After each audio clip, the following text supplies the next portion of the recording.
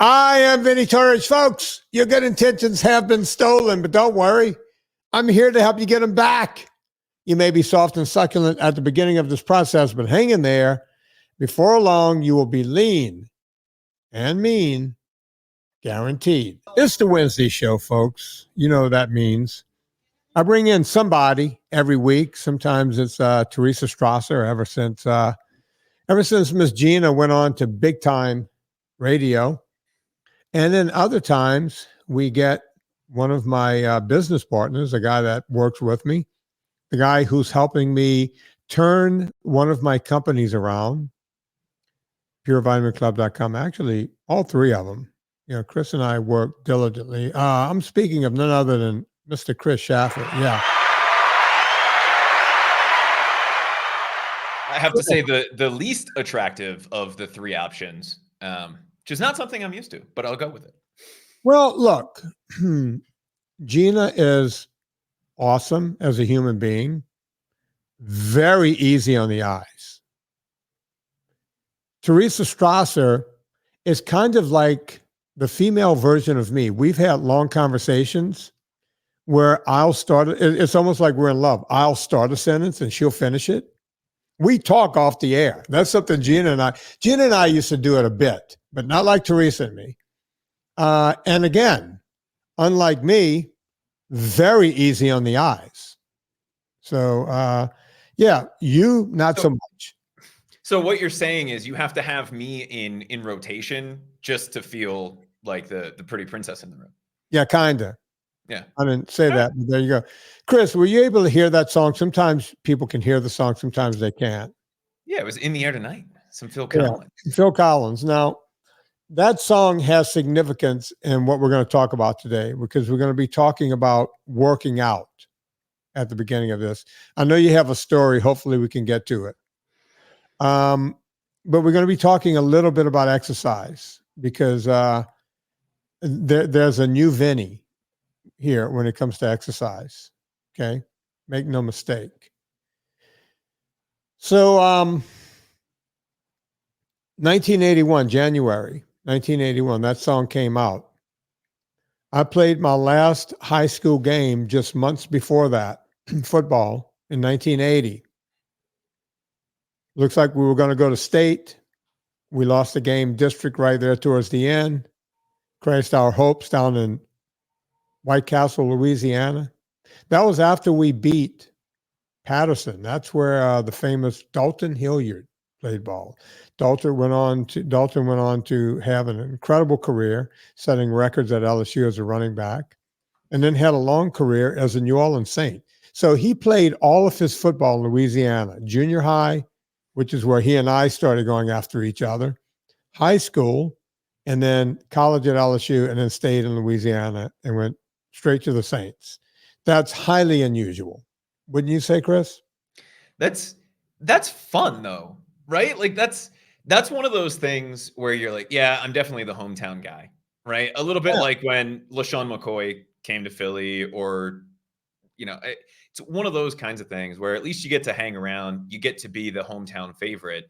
Mm-hmm. And yeah, you have some people like Drew Brees down in New Orleans who became a hometown favorite, right? Yeah. Right. And he now considers himself to be a New Orleans person, but right. You don't always get to see that, which is kind of cool. You know, people used to ask me about Dalton Hilliard, and I said, you know what? I owe him for me getting a college scholarship. And folks, you should look at this in life. The guy was an unbelievable running back. He would march up and down the field to the tune of, and I'm not making this up, sometimes he would have 400 and 500 yards rushing in high school. He was able to cut off of his front foot like Gale Sayers. And the guy was just he wasn't very tall, and he was able to cut fast and the whole thing. So everybody in the nation was down there looking at him. And there was one team that would always hold him to 1 or 2 touchdowns. And we actually beat him in our senior year.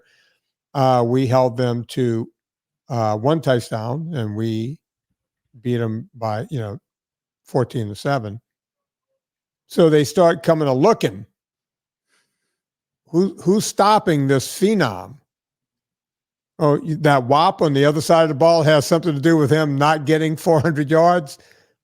Let's look at him. So you see, a lot of times it's, people are always going, I want an easy opponent in life, right? Everyone's always looking for the easy way out in life. Here goes my stoicism again. But sometimes the easy way are trying to get a free ride, so to speak, something for nothing, right? Doesn't work the way you want it to work. As it turns out, look, I would be on pins and needles when I knew I had to go down to Patterson, Louisiana, or I knew that bus from Patterson was showing up in Donaldsonville. I was on pins and needles that whole week. Half the time I was about to throw up, just thinking about the game night and day. I don't know how I had any grades in school in the fall when that week would come. I couldn't do it, right? But it was in my mind to somehow, because my freshman year, his brother, Stack Hilliard, they called him Stack. When you have a nickname in high school, and they had me playing defensive end. Now, listen, I'm barely 6 feet. At the time, I was almost 6'1", but look, that's where I was. They had me outside linebacker that year. All week long, Vinnie, contain, just whatever. Stack starts going out to the edge, get him back to the middle so we can have a chance to tackle him. Right? Second game from the line of scrimmage, those bastards sucked me in for one step and I went, ooh, and I'm still going this way when Stack is running right past me, 75 yards for a touchdown. You learn a lesson, right? Never let a Hilliard get past you again. Now, I got to be honest with you. The Hilliard's got past me a lot, but I stopped him a lot. And that's what makes it. That it's not about having an easy time. Nobody cares about you being able to dunk if you're going to do it from a trampoline, right? No one cares. In life, you got to show up. Sometimes you got to grow up. And I can thank that guy for me getting a free college education. So Dalton, wherever you are today, can you look him up and see give him a Wikipedia or something, Chris? Let's see where Dalton Hilliard is today. Good looking fella. The guy was built like a brick shit house. But yeah, that was 1980. 5'8", 196. Yeah, his legs. Big boy. By the way, his quads, if you could find photos of his quads, it looked like he just stayed in the weight room all day. He never lifted weights. He was just a fast sprinter. What are his legs look like compared to like Saquon? His were better. I'm not kidding. He had bodybuilding looking legs. And by the way, at that height, great on the basketball court too. Incredible. And I'll never forget, that spring, he had one more year to go. We were down in Patterson for a track meet. He came over to me in the infield and, first thing he said was, hey man, great game. Great game. He was talking about that game when we beat him. He came over and thanked me and congratulated me months later in the spring, which brings up health and fitness while Chris is looking up Dalton Hilliard. Yeah, Please tell me he's pretty quiet, right? He seems to have fallen off the face of the earth. So the Wikipedia section that's like post football is like, he has two nephews who play, right? Ike and Kenny. Yeah, like the Hilliard family, they're just a family of incredible athletes, right? But he was always a quiet guy, stayed out of the media, didn't want media attention, that kind of thing. But just quietly, the most quiet, gentle human being you would ever meet until he got on the football field. And then it was like, oh my God. At any rate, that January, a song came out. And that song had that drum beat at the end. It had everything. I feel like I can hear it in the background right now. It had everything. This is kind of when people started really paying attention to Phil Collins, right? I can almost hear it, Chris. I can't quite hear it, but I can almost hear it. At any rate, I was going crazy working out at that point, just crazy. As soon as football was over with, basketball season came, I was working out like a madman. I was in the gym because I knew I was going to be playing D1 football the next year. And I wasn't looking to get there and start training when I got there. I started right away. I literally gave myself the flu during basketball season from going to the gym at 4:30 in the morning, overworking. I didn't know about overworking back then. Doing squats, doing everything in the gym every morning, going to Joe's. I had a key. I would open it up, turn on the jacuzzi and the whole thing for Joe, get everything, and then work out in the dark, and then go to school, and after school play basketball, and then a few hours later wake up and work out again. Literally drove myself into the ground and didn't know it. Didn't know, because I didn't know about rest, right? Didn't know anything. I was young and dumb. But by that summer, and that song became, everybody wants to think, Rocky and all that. No, this song became the soundtrack of my life because I didn't have CDs. There was no CDs. I didn't have cassette tapes. I couldn't afford them. None of that. But there was a radio in Joe's gym. That's all it was, a radio.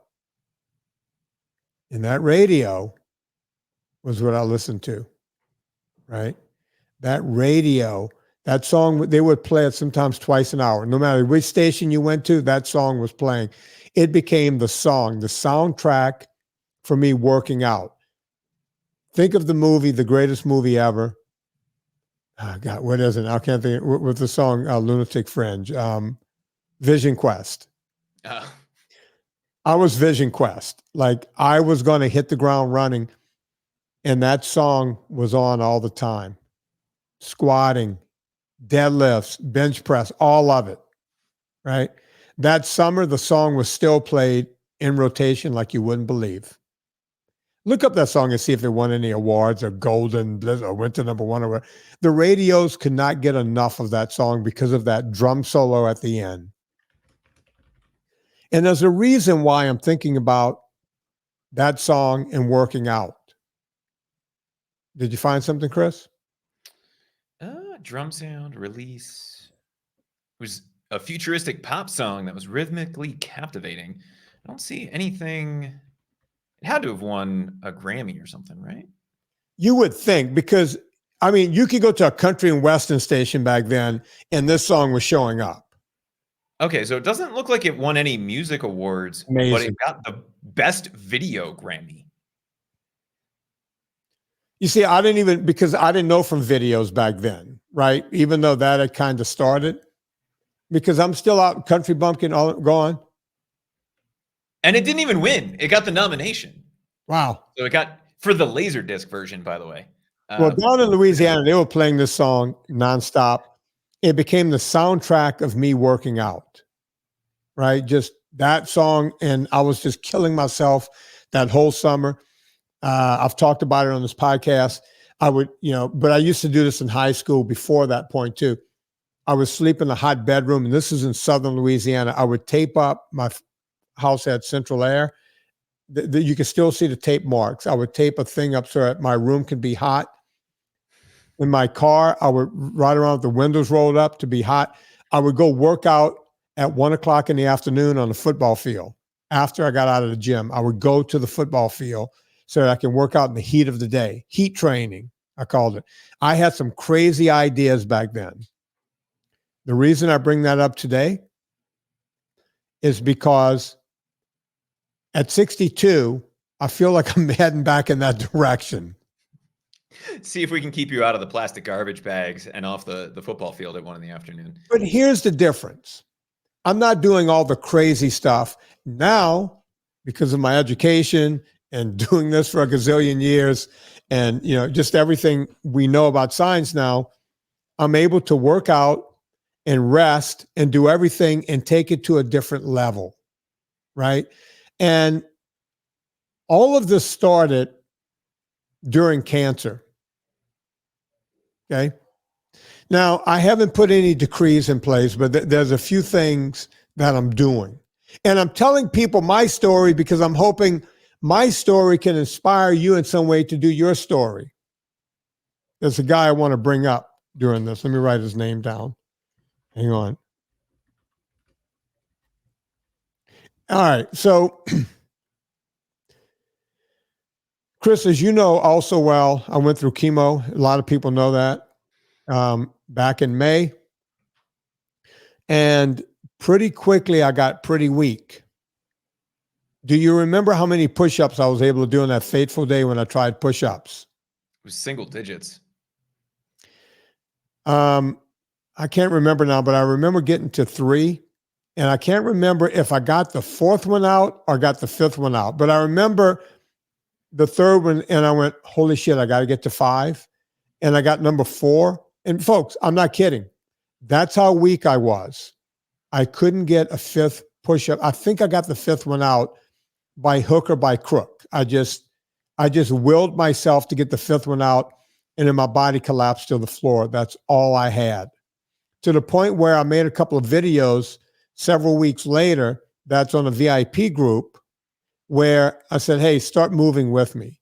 And maybe I should get back to the exercise thing, Chris. I know we have a lot going on, so we haven't gone back to that exercise thing, but I need to go back to that because I want to keep motivating people that it's not just about what you eat. You have to be healthy also, right? You need to do exercise. Okay. With all of that in mind, I was in Mammoth towards, I was done with the chemo, but the chemo is still in my body.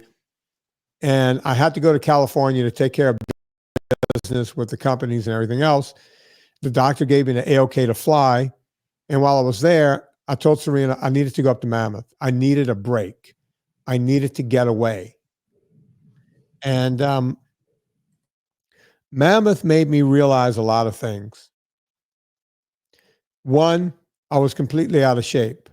I had a pass to climb Mount Whitney that, like within a few days of being in Mammoth. I gave the pass up. I was going to go up with my buddy Dan Lynch, who's been on this podcast. I gave it up because I knew I couldn't do it, right? I was hiking around Mammoth and I was doing okay. My aerobics were coming back. But I realized something about both Dan and myself when we were hiking one day. Dan is exactly my age. He stays very fit. He's a rower. And I looked at his body and I looked at my body and I said, you know what? I'm not impressed with us anymore. We're both bragging about, well, my heart rate was up by that point, our resting heart rates and this and that, being aerobically fit and the whole thing. And even though I still pump iron, I wasn't pumping iron the way I used to. And at 62, we hear all of the stuff, sarcopenia. And I would lie to myself, Vinnie, you're fighting sarcopenia. You're fighting it and you're winning. You're not, you're keeping your strength. Even though I lost a lot of strength, I was starting to get it back just slowly and slowly and slowly. But I'm looking at me and Dan and I'm going, you know what? I'm not happy with Dan. Sorry, Dan. And I'm not happy with me. And to Dan's point, Dan's been through cancer worse than me. He's had it worse than me, right? So both of our bodies have been ravaged by cancer and also chemo. And he's had other problems along with his. It's not for me to sit here and talk about Dan. But it's like, you know what? I'm not going to just do aerobics anymore. I'm not going to just do a cursory amount of strength training. I want to get strong again. Even though every doctor, every bit of science and everything else will tell you the best you can hope for is just to hang on to what you got. And I'm sitting here going, you know what? I can lower my fat a little bit because I eat pretty close to 65, 70% fat. Drop that down to 50%, add a little more protein in, and see if I can have some muscle synthesis happening the way it used to happen, even though my testosterone is in a tank, even though I'm not going to take, HRT. I think we talked about that the last time you were on. I know that I can get strong. I know that I can. And while I was still in Mammoth, my buddy Dan went off to climb Whitney and he made it. First successful trip. I was very happy for Dan. Took him a little longer than he thought, but he got it done. Proud of that guy. He's a good guy. I stayed in Mammoth, And Dan and I, before we left, we found a gym because the gym I used to go to in Mammoth doesn't exist anymore. I found a box. Now, you know what a box is, right? Yeah, more like a CrossFit style gym, right? A garage with some weights in it. Yeah, this guy had a very nice box, and it was closed because he only opens it for classes. He teaches a couple of classes. His wife teaches a couple of classes. I met the guy. He's my age. He's the real deal. He believes in health and fitness. He looks amazing. And I called him I saw a number I called him on the telephone. I said, hey, I would like to come in. I'm just in Mammoth for a couple of days. Would you mind? And he said, yeah, I'll have you come in. And he goes, I'll be there tomorrow at this time training myself. So I showed up exactly when he said he was going to be there. I was waiting for him. And I worked out. While I was there, because I had to sign a release saying that if I trip and fall and bust my nuts, I'm not going to sue him. I guess people do this nowadays. I guess the guy went and Googled me. And he came up to me towards the end. He goes, hey, man. He goes, I just Googled you. And I was like, yeah. He goes, why didn't you tell me who you were? I was like, because I'm nobody. He goes, oh my God, you know this guy and that guy. We have friends down in LA and the whole thing. I was like, yeah. So he says, look, here's the code. That's where you turn the lights off. He goes, I'm out of here. Leave whenever you want. So when you come back tomorrow, here's the code to get in. Right? So he gave me the keys to his castle. On day 2, I went back in to work out again, had a whole workout, and he had one of those rogue assault bikes. You know what I'm talking? You know what an assault bike is? Oh, yeah. Explain it to the audience while I take a sip of water. It is the world's worst form of cardio as far as I'm concerned, right? It's not your typical exercise bike. It's just the ones with the big fans, right? Yeah, it's very similar to the Schwinn. The Schwinn Airdyne. Yeah. But the Rogue ones are, the butt's a lot lower on the Rogue than it is on the Schwinn. So you're really hauling on it. Yeah. Let me see. I think I can pull one of these up here. Yeah. So he had one of those in there while Chris is pulling it up. So your hands are going at the same time. It's just like the Schwinn Airdyne, which was the original thing. Chris just pulled one up. So I looked at that and I went, okay. I've been seeing these assault bikes. Everyone talks about it. I remember being on the Airdyne back in the day a few times, just not very happy with it. And I looked in the programs. I got on it, warmed up. It was at the end of a long workout, Chris. So I get on the thing and I warm up a little bit on it for 8 or 10 minutes. And while I'm warming up, I'm looking through the programs. And I went, okay, let me see. Everyone talks about these acid baths and the whole thing. And I'm a zone 2 guy. Screw this and the whole thing. Let me do this. I took a really easy program. And I can't remember exactly what it was, but it was like 8 or 10 times, 20 seconds hard, 20 seconds on, and then 20 seconds easy. It might have been 30 and 30 or something. I can't really remember what the program was, but it was preordained in the system. So I went, okay, this one looks really easy. Let me do this one. And I did. And of course, I was sitting at 8,200 feet when I did this. And I'd just gotten done with chemo. So I guess I'm giving you my excuses right now. But it kicked my ass. I got through the whole thing. I didn't really get to an acid bath because my lungs couldn't handle it. I was still fighting chemo and altitude. And at the end of it, I was like, okay, I'm about to throw up here. Go on, Chris, you're laughing. So you know that I moved recently and I was already fairly high altitude wise, around a mile, but I'm now about 1.5 miles. So it's like 7,400 feet. Yeah.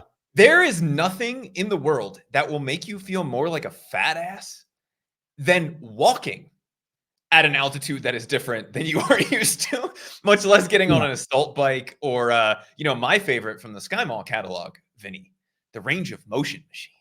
Right. Oh, the ROM. Yeah. ROM. Yeah. Yeah. The ROM. I've had clients who have had those. They're It fun. was for rich people. Yeah.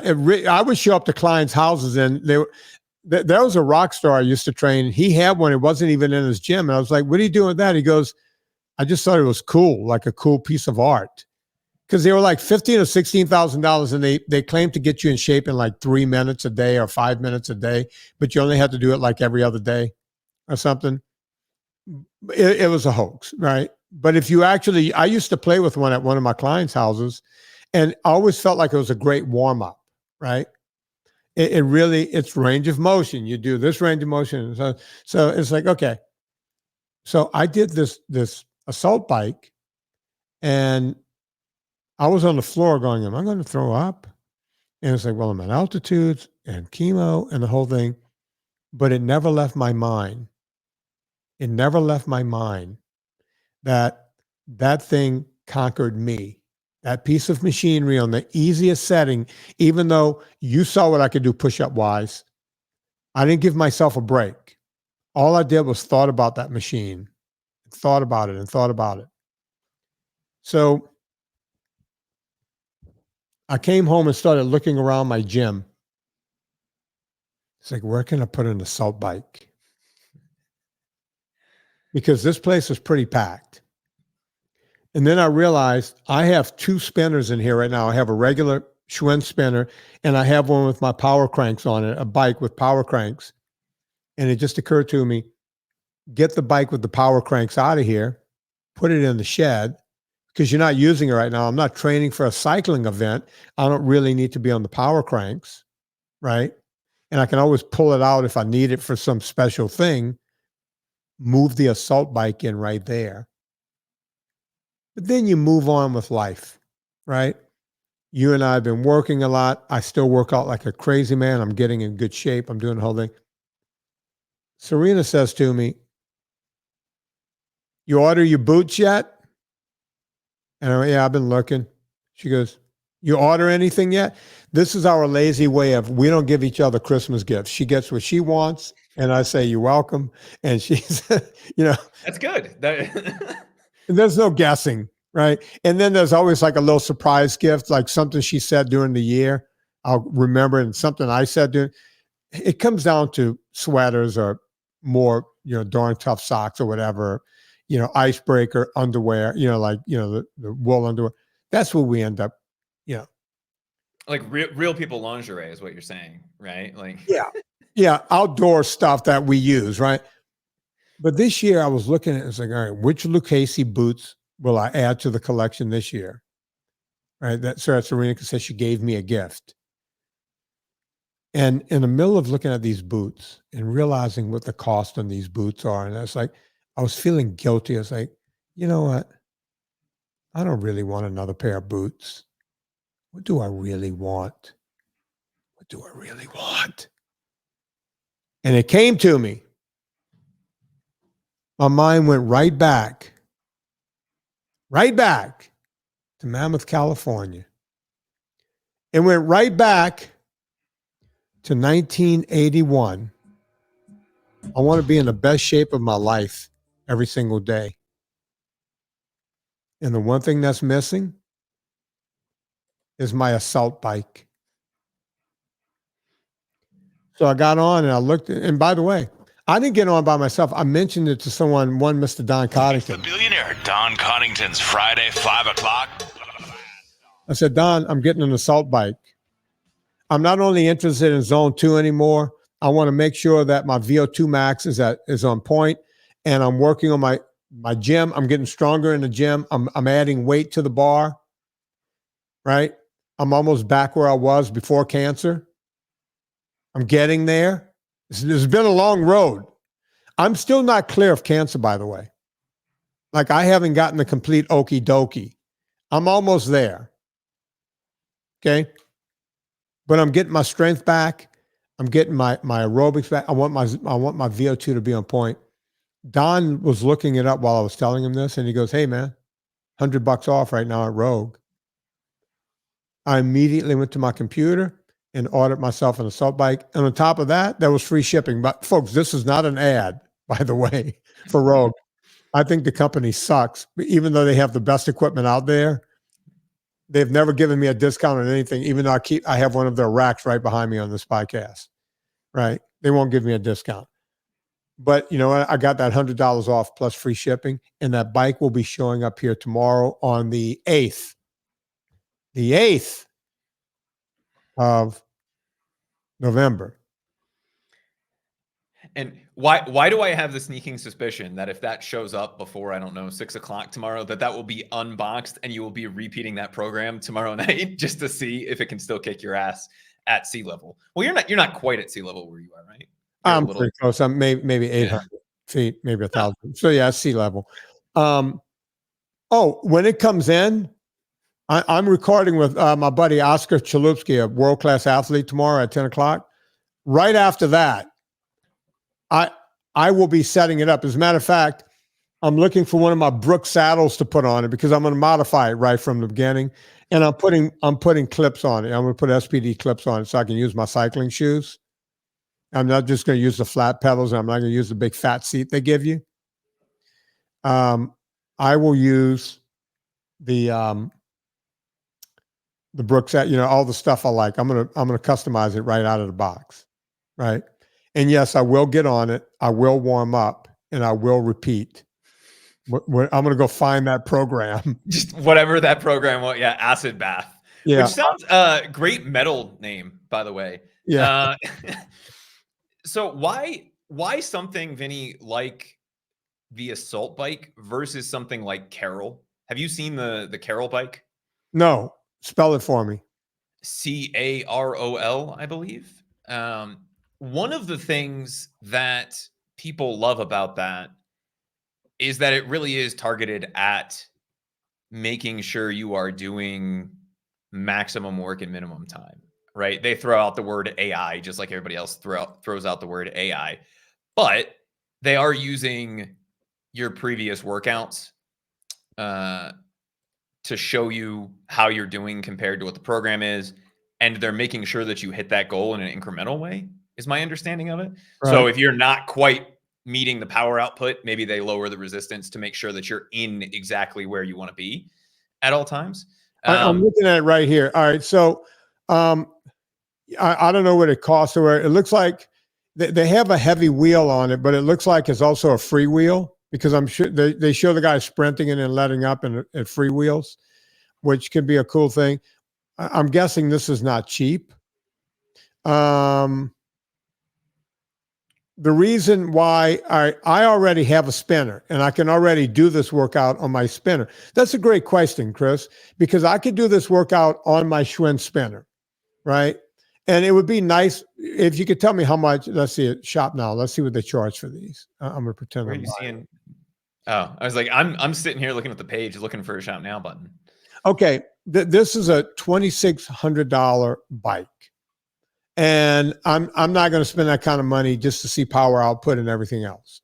That's a lot of money, right? I get where you are, and I get what they're doing here, but most people wouldn't know what that means anyway. Does that make sense? So that's why I'm asking the question, because for somebody like you have a good enough gauge of what you are doing that you don't necessarily need the system to say, hey, slow down, or hey, speed up. Right. I can look at my heart rate and see where I am, with power and exertion and everything else, because I've been to this dance for the past 40 years, right?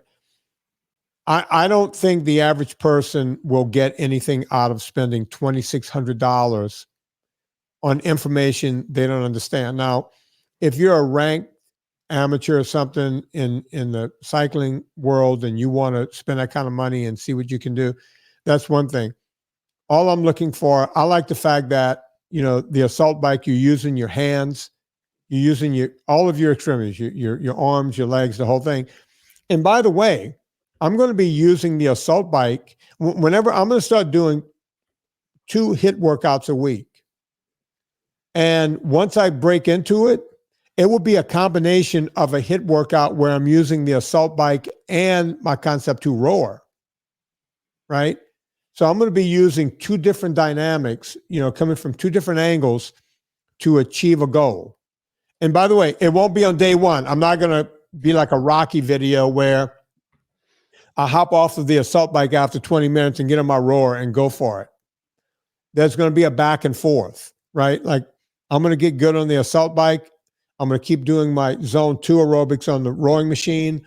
But at some point, I'm going to start doing some on the assault bike, some on the rowing machine to get as many capillaries and as much mitochondrial health as I can. And on top of that, I've already earmarked a place in town where I can go get a starting VO2 max.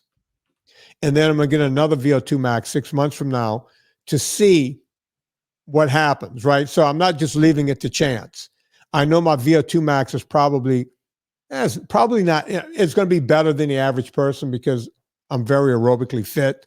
My resting heart rate right now is like 46 or 47. So I know I'm very aerobically fit. I know my VO2 max is going to be up there for any age group, but I want to see how high I can get it, right? And the other thing I'm doing in the new year is for the past 4 or 5 years, ever since I moved here, and I wasn't in Southern California anymore, where I could just do crazy amount of aerobics and go for long bike rides or whatever, I started doing the 365 hours of aerobics, at least aerobics, but every year has been like 420 or 450 or whatever. I'm coming back off of that a little bit because you can't do everything, right? Now is the time to add some muscle mass to prove that at 62, you can still put on muscle. Add strength to prove that at 62, you can add strength even without taking any kind of exogenous hormones. And get my VO2 max to where it used to be. Right? Those are the goals. So, and by the way, notice I'm not waiting until January, even though I still have to finish my goal for this year of the 365. And right now I'm at 338 hours and 30 minutes. Right? So I'm almost there. What, 20, 30 hours away maybe from getting there? I'm going to easily get there. But there's a new goal. There's a new sheriff in town, right? I was doing something for a reason. I didn't have Southern California and the bike riding and the hiking and the camping and all this to get I had to create something when I moved here. And we moved here and then COVID happened. And that's where the 365 came in. I got to get my aerobics in. Guess what? COVID is in a rearview mirror. Life is normal. And I can go do other things now. And I'm telling you guys this about me because I want you to think about you. These might not be your goals, right? You may have other goals. Chris, you look like you wanted to say something. No, and I think it's important to understand, Vinny, your goals don't make sense for human beings, right? For like regular people, because they're not you. And so understanding that you are doing this doesn't necessarily mean that you have to go get an assault bike. It doesn't mean that you have to go look at Carol. It doesn't mean that you should be measuring your VO2 max unless that's something that you're paying particular attention to for whatever reason. But you do need to have some sort of an objective for where you're going with this, whether it's on the food side of things or whether it's on the exercise side of things. And you and I talked the last time we sat down and did an episode on exercise about the importance of writing things down and tracking it. Yes, you can use an app, but even I, Captain Millennial, write things down. Why do I do that? Because it becomes more real when you do that. And writing down that goal now, or at least thinking about that goal and what you're going to need to achieve that in the new year, is a good step in that direction.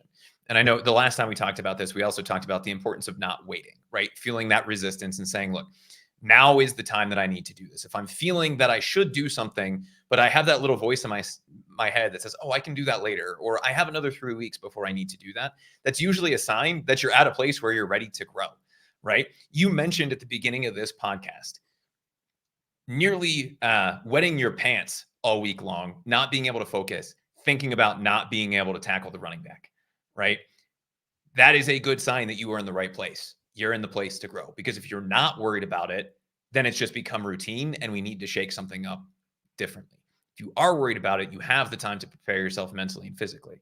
So if it's something you're thinking about and you're procrastinating on it, you're doing that for whatever reason, that is a sign that it's something you need to be doing. I think for everybody right now, whatever that goal is, just start moving in that direction. You're not waiting until January to jump on the assault bike. You're going to jump on it tomorrow afternoon when it comes in, right? But it doesn't mean that's what everybody's goal is. If it's just getting up off the couch, cool, go do that. If it's getting into the gym more or bringing something into the house so that you can do a little bit more workouts at home, that's fine too. Huh. But you need to start making progress in that direction. I'm going to bring up someone who follows along NSNG. I want to say he's about my age. For whatever reason, I want to say he's a couple of 2 or 3 years younger, but it doesn't matter. He's in that late 50s, early 60s category. And he's been following along. The first time I met the guy was in Kansas City. He showed up. We had a meetup, Ann and I, long before, I think, you were around, just working with the company back then. We had a meetup years ago. And this guy, Kurt Lepird, showed up. Most people know him as Kurt Lepird. And he and I got on really well because he's my age and we have the same, and he's a sensible guy. He's a businessman. He owns it. This is going to sound odd, folks. I did not prepare for this. The shirt I have on right now, look at this. The Flying Pig, that's his bar and grill. He sent me this the other day. This is not, I did not plan this. I just have this shirt on today. But Kurt Lepird owns a place called the Flying Pig up in North Dakota. And he sends me t-shirts from time to time. Maybe that's why I like him so much. At any rate, Kurt, he knows everything I do. He's in a VIP group. He's one of the admins on the Facebook group and all the stuff. But Kurt also does consults with me. Not very often, but he checks in once or twice a year and he does a consult, right? And I want to say maybe beginning of this year, I can't remember exactly when. Time just passes so quickly. But he said, hey, man, I want to do the same kind of bro split that you do in the gym. His brother owns a gym up in North Dakota, by the way, right? So he has no reason. And I think he was messing around, working out. His wife was going with him at night. They would go work out a little bit. And he goes, give me your, how do you do it? And I gave him my push-pull legs and said, do it, get to the end, start over again. You want to hit both twice a week if you really want to gain strength. He put a picture up on Twitter last night, formerly known as Twitter, X. Do you have a copy of that photo? Do you have it? Pull it up real quick, yeah. The guy, I looked at it and went, Jesus Christ, Guns of Navarro. The guy's pulling it together. And I know what Kurt looked like before that. He wasn't like a slob of any sort, but I'm looking at that going, this, you could be our age and move it along. Sean Baker, great example. People are always going, Sean Baker must be on juice. He's on gear. He's on steroids, the whole thing. I don't know if there's the photo. Look at that guy. I didn't realize I was going to feel emasculated coming on the show today, but if anything makes you want to get in the gym and add a little bulk, Kurt Lepird will do that for you. Yeah, look at him. Good looking man right there. If I was gay and he was gay, I'd ask him out. Right? I'm married. He's married. Huh? Never hurts to ask. But we're both married, and our wives would get upset and the whole thing. He did ask me if I wanted to go ice fishing or something. So I don't know if that was code. Maybe it was. Oh, it's definitely code. Oh, that's code? Wait a minute. I told him, by no means will I ever go ice fishing. I hate being cold. And they're explaining to me, oh, it's not cold. It's like we're sitting on a fucking piece of ice with a hole drilled in it. Don't explain to me how it's not cold. There's nothing weirder than a couple dudes sitting in a shack around a hole in ice.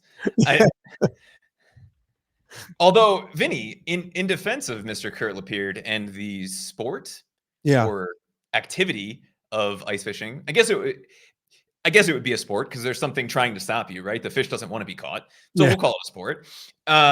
There are some glamour. You know what glamping is. Right, like fancy camping. There's some glamping ice shacks. They throw some TVs in there. But I don't want TV. I just, me. Look, I like the great outdoors. I like fishing. I like hunting. I like doing it all. But when you put ice with fishing, I'm out. I'm good.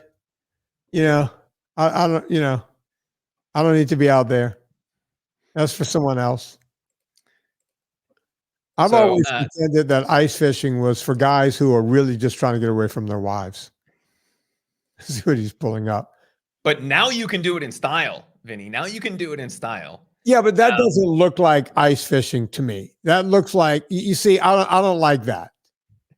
I don't like that. This is too classy, right? When I think ice fishing, I think lean-to shack. This to me, yeah, that's ice fishing. This is ice fishing. Yeah. Right. And even this is fancy. This has windows and stuff. Yeah, that's too right? nice. That's too nice. You know, I think it's guys with the little flaps on it. Hey, look here, and we're gonna do this, you know, that kind of thing. This is my new favorite website and picture, right? It's from Brojex, which I guess is Bro Projects. Yeah. And it's just a vinyl ice fishing tent, which seems like the worst of all possibilities. Yeah, that does not look good to me. I want like you know, when I think of ice fishing, I think of like an old thing that smells and is right there and you got a hole drilled in and that's it. That's all I need to know about ice fishing, right? No more, no less. And for some reason, I'm thinking you're drinking Pabst Blue Ribbon. Do they still make that? Oh, they do. And it's obligatory, right? I mean, that you have to do that. Yeah. And there's some sort of just an open wood fire, right? Like not even, no electric heat, just, you know, Swedish. Yeah, let's go out on ice and build a fire. That sounds like we're not going to get in trouble. Yeah. Who can die from that? I don't know. At any rate, you know, Kurt looks good, right? And I'm looking at Kurt going, yeah, we need to get there. I need to, you know, look, Jack LaLanne is my hero and I'm trying to follow in his footsteps. And that guy was still swimming with like 75 boats. Look up the last time Jack LaLanne. Do people even know that story anymore? Every year for his birthday, he would hook another boat and he would pull these boats and swim like, I'm not exaggerating, somewhere between 1 mile and 3 miles. And I think he did it well into his 70s. It seems the last one was 70 on his 70th birthday. All right, how many boats did he carry and how far did he go? He would literally hook boats to him. 70 boats. So all right, go on, Chris. 70 boats for his 70th birthday is the one that I keep seeing people talking about. Yeah. For a mile. Swam for a mile, pulling 70 boats behind him. Come on. You sit there and go, oh, I'm getting old. 70 years old. This guy was amazing. Keeping up, swimming, lifting weights, doing it all. You know, when people go, who's your hero? That man right there. And by the way, his wife, LaLanne, the most unfortunate name you can have, is still doing it. She was like 90 or something last year and still skateboarding. I'm not making that up. Find pictures of that. That's Jack LaLanne pulling the boat, right? That's got to be the greatest picture of him ever, though. Look at that face. I'd be making that face too if I was pulling those boats. Yeah. But yeah. And by the way, these aren't little light boats. He's pulling boats. He's pulling big wooden boats. The man was crazy, but he did it, right? And if he could do it, I could do it. And folks, if I could do it, you can do it. Boom. We'll make that the final word, Chris. We'll just make that the final word right there.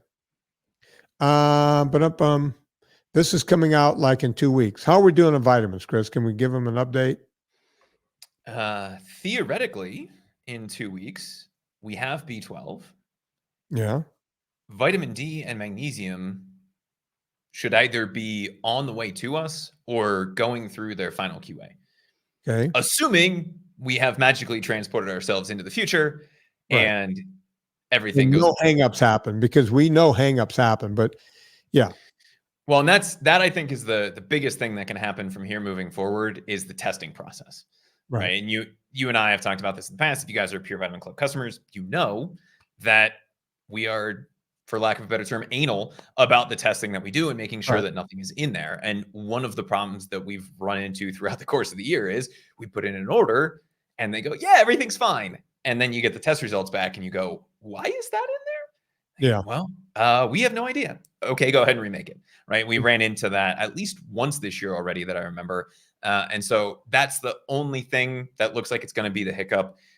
From the conversation I had yesterday, as of recording this, not future Chris talking about this, but as of yesterday, Right. they had all of the ingredients that they needed, and they're just dealing with scheduling and testing.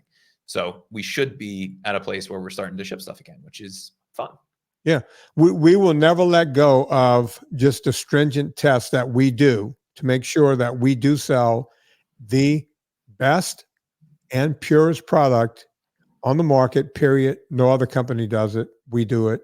And that's the commitment. And, you know, during the whole pandemic and when supply chains broke and everything, we could have gone to all kinds of cheap methods and the whole thing. And I literally said to everyone, I would rather go broke than to do this. Bottom line, let's go broke. Let's go out of business. I'm not going away from the commitment, and we're pulling through it. We walk through the fire. We're getting to the other side of it.